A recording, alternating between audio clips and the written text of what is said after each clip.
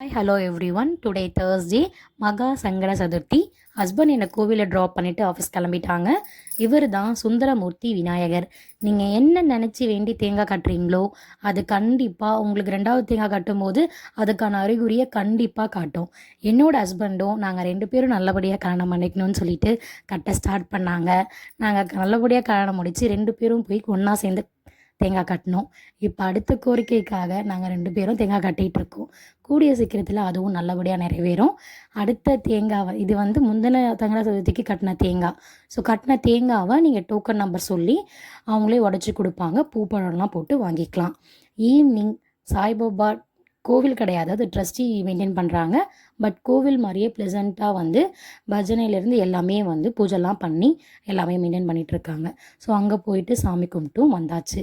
இப்படி தான் தேர்ஸ்டே போச்சு. தேங்க்ஸ் ஃபார் வாட்சிங். டாட்டா, பாய் பாய்.